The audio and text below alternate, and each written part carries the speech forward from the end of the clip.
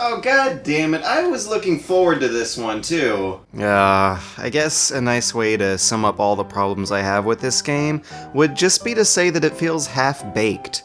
Maybe that's why it's not called Amnesia 2. They didn't add much to the first game, they just subtracted stuff.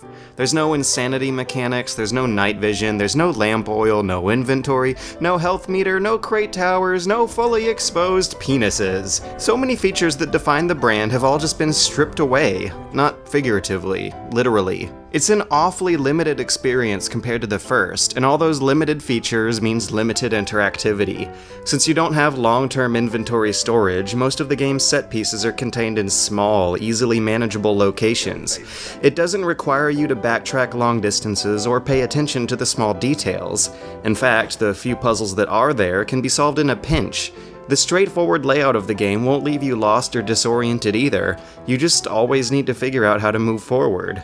The last Amnesia game had a Mario 64-style level design that was a sequential order of non-linear branching hubs. It funneled you into completing a to-do list of chores in each branch before you could make it to the next hub with branches of its own. But in this game, your progression is 100% linear. And that is not a good thing. That is a lack of complexity in a genre that is better suited for complexity. That is a perfect example of what PR likes to call streamlining, when the line they're referring to isn't streaming in much content at all. Plus, the game is about half the length of the previous one for the same price, which isn't cool either. Keep in mind that this one was not developed by the same team who did the first game. It was a collaborative effort by the Chinese Room, the guys who made Dear Esther.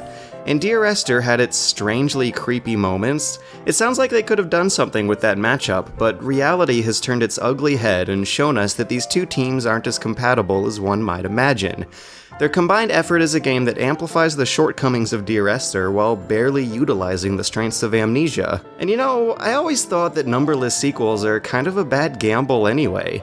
The lack of a number just seems to say that they're minor spin-offs and not a part of the real series. It's like the number's not there because you're not supposed to take it seriously.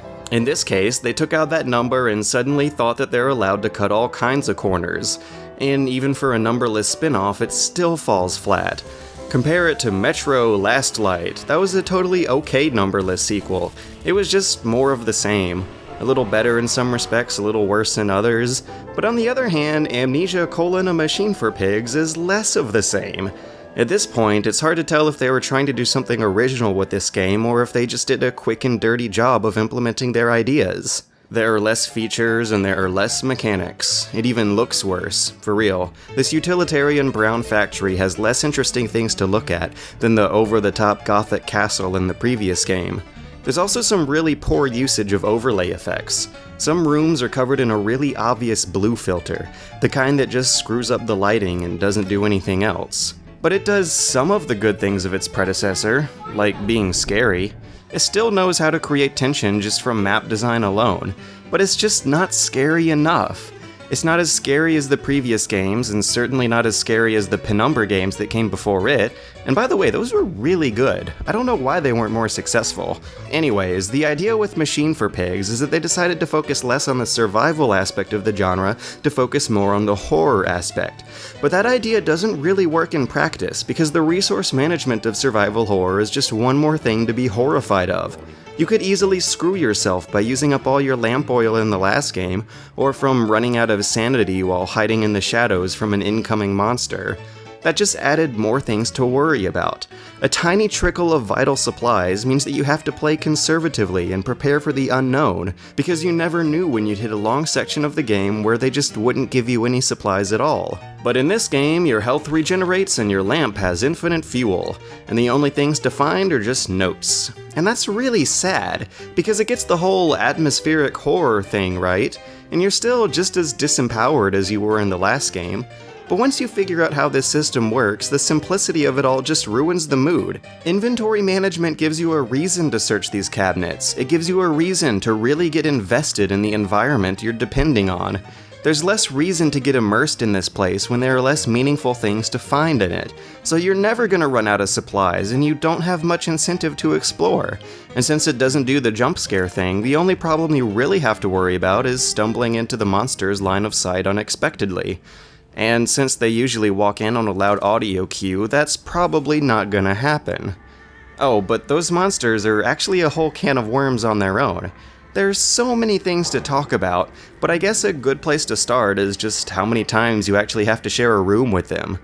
The first hour is totally monsterless, which isn't unreasonable for a horror game, but remember that the whole game is about 4 hours long, which leaves only 3 hours for you to actually worry about the possibility of having to sneak past them. And really, you're probably just better off not worrying about that at all, because I counted only 4 legit enemy encounters in the whole game. And I mean legit enemy encounters, where I was plopped in a room with the bad guy who I had to deliberately avoid. All the other times you see him are just some kind of scripted sequence where they just scurry past you and disappear. The game's 4 hours long, so that's 1 encounter every hour, so even despite its length, it's not very dense. Plus, I mean, just look at these guys. Oh, God! It's a big man!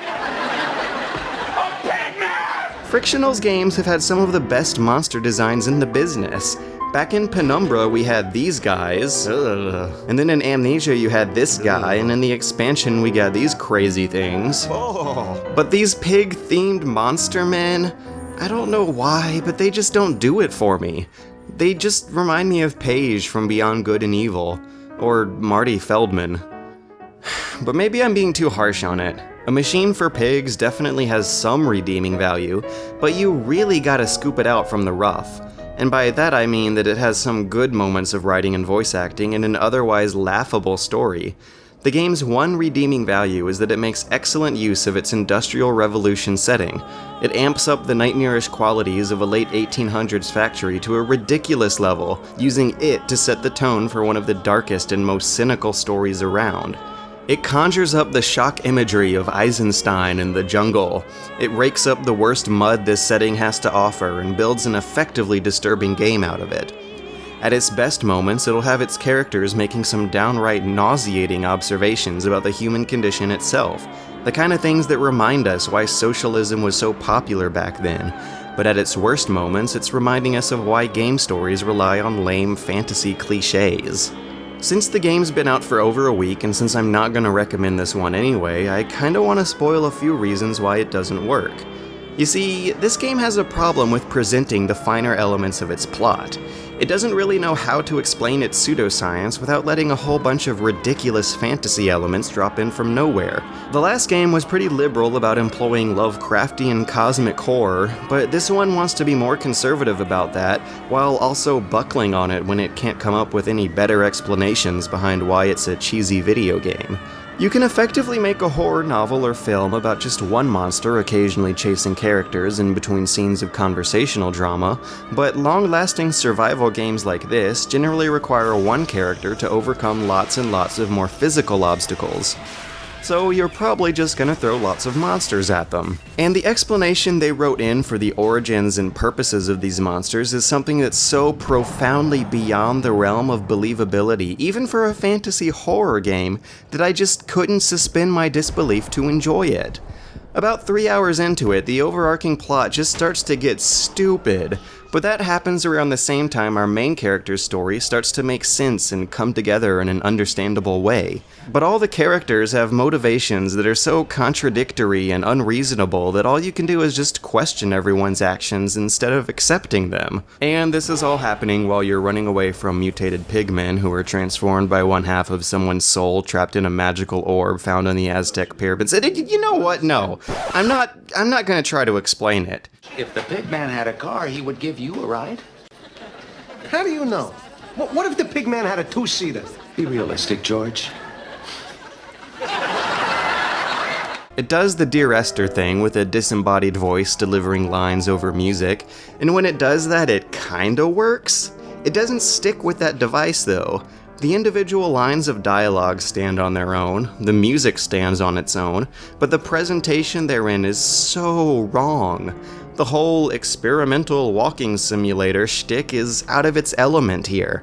Amnesia was very conventional, but this one weirdly straddles that line between being experimental and conventional, and it ends up losing a lot of coherency in the process. It's just too silly for what it's trying to do. It pulls an Indigo Prophecy, and I feel like I'm the only one who noticed that happen. Plus, it uses creepy ghost children and phone calls that ring as soon as you walk in the room. They're just some of the oldest tricks in the book, and this game is unapologetic about using them. A lot of people these days are throwing around the word pretentious to refer to artsy indie games like Braid and Gone Home. But those games are okay. They tell their stories effectively. They just use unconventional methods to tell unconventional stories, but that's not what pretentious means. If they manage to get the job done, then they're not pretending to get it done, they're actually getting it done. This game, on the other hand, does not get the job done. It's pretending to be something it's not. I think that word is better suited for something like this. So in the end, I'm not feeling it. It's not like this game didn't try, though. It had some cool ideas about its setting, but almost no cool ideas about how to make a meaty, satisfying game inside that setting, and the writing really suffers as a result. It also lacks so much time and value compared to its predecessor that I can't recommend it either as a consumerist or a critic.